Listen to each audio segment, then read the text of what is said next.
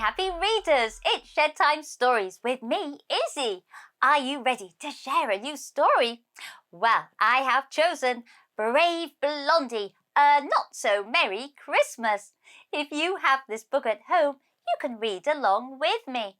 The author, the person who has written this story, is Diane Miswicki, and the illustrator, the person who has drawn all the pictures, is Roxana Barwinska.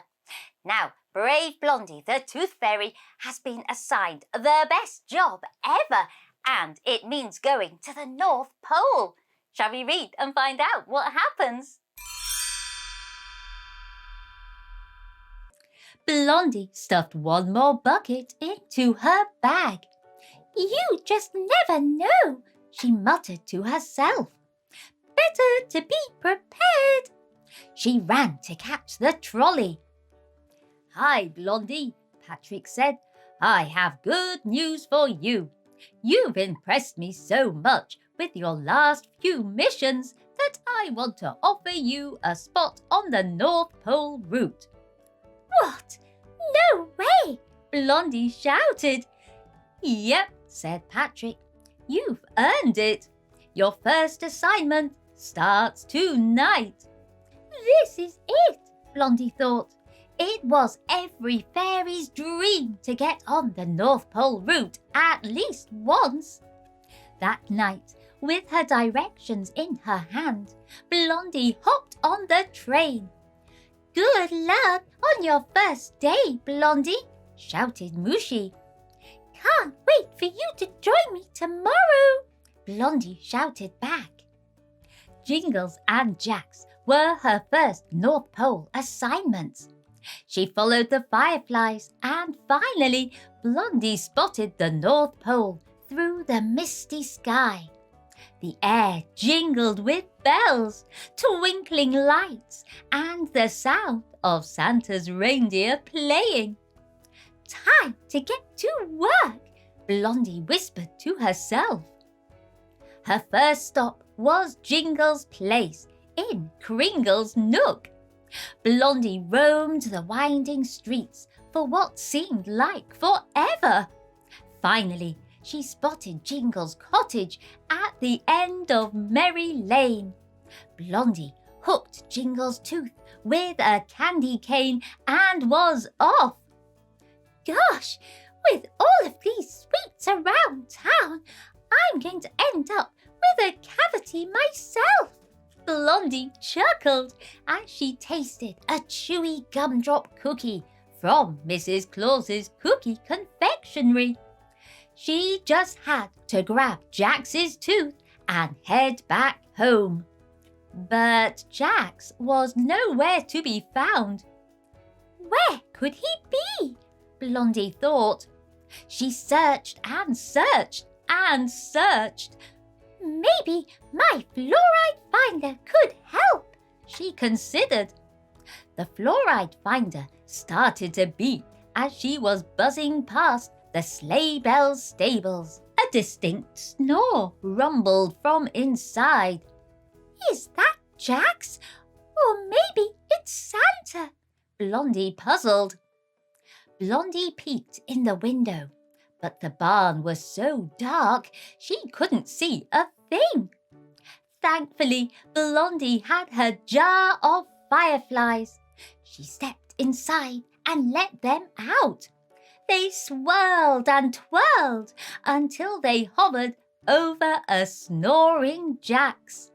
Blondie crept along a beam and reached under the sleeping elf. There was the tooth. "Oh, oh, oh!" Blondie whimpered. She lost her balance and dropped Jax's tooth into the big stack of hay below. "Great!" Blondie muttered. "Not again!" Just then, she heard a jolly, cheery voice outside the stable. "Oh my! Now that must really be Santa!" She hurried and hid inside Santa's sleigh just as he started shoveling hay into the stalls for the reindeer. "This is awful," Blondie thought. How am I going to find Jax's tooth now? It could be anywhere. Blondie scurried out of Sleighbell's stables and hid in the Mistletoe Market. She stashed Jingle's tooth inside a red and white striped glitter ornament. She didn't want to drop that tooth in the hay too. This way she could come back for it later. Once Santa had returned to his toy workshop, Blondie swooped back into the stables.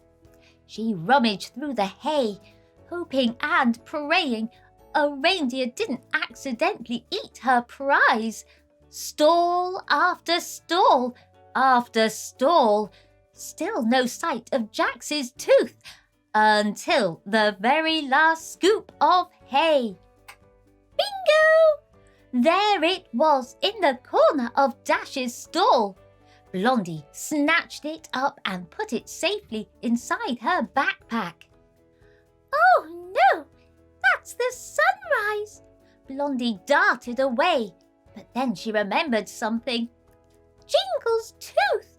Well, I'll just have to come back for it tomorrow. She was sure it would be safe in its hiding place. The next night, Mooshie joined Blondie. They only had 2 teeth to collect that night. They grabbed Pippimint's tooth and then Bibi Bell's. Then they hurried to retrieve Jingle's tooth from the Mistletoe Market. It was a red and white striped ornament, Blondie explained to Mooshie. But when they arrived at the market, they stopped in shock. It was right here, Blondie panicked. They must have been delivered to stores and children's homes. How in the world are we going to find one ornament, Blondie? Mooshie asked. There are hundreds just like it. This is all my fault, murmured Blondie. But there's no time to be sad or mad. Let's get out of here. They were off. The pair went to India, Croatia, and then Brazil. No luck. Then to Greece, Germany, and Canada. Nothing. Mooshie, I'm so sorry I got you into this mess. I'm not so confident that I can fix this. Blondie spoke quietly. What if Patrick fires me? Fires us? Don't give up now, Blondie. You have that whole backpack filled to the brim to help us, encouraged Mooshie. The last stop was Poland. They checked house after house. Then the coffee and gingerbread shops. Even Old Town. Again, nothing. They were both getting tired when Mooshie spotted a cozy place to take a rest. The Christmas market.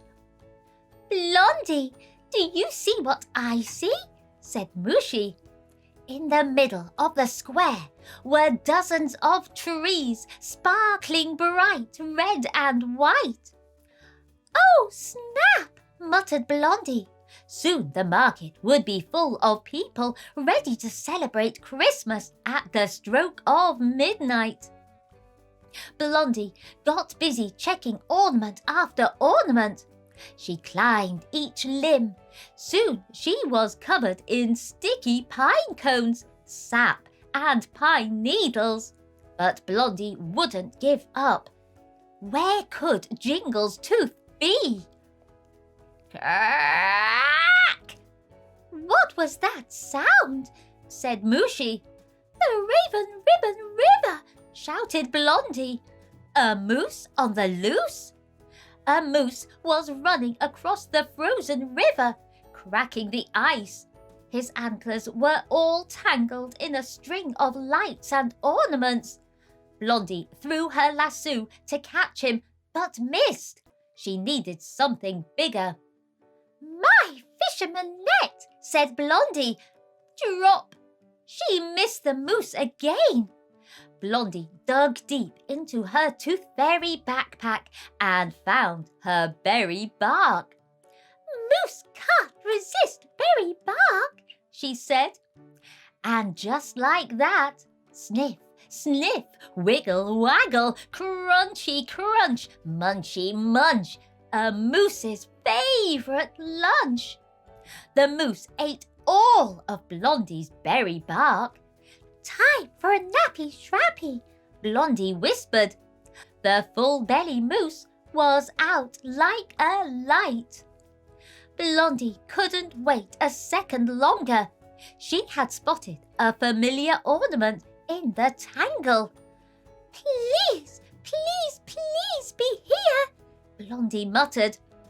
And there it was, shining bright and white. Jingle's tooth beamed from the inside of the last ornament. Blondie and Mooshie sighed with relief. Blondie, you did it again, said Mooshie. We did it again, said Blondie.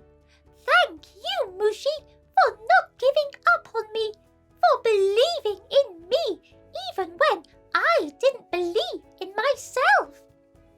It was a very Merry Christmas on Firefly Lane this year.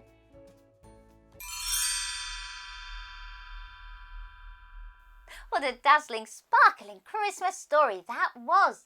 Blondie was very lucky to get assigned onto the North Pole route, but then she lost the tooth. I'm so glad that she had a friend like Mooshie who helped her to fly around the whole world just to find that one tooth. And they did. I hope you've enjoyed this Shed Time story, and if you want to, you can like, share, follow and subscribe to Shed Time Stories. Then you'll be ready for the next book we can share together. Bye-bye.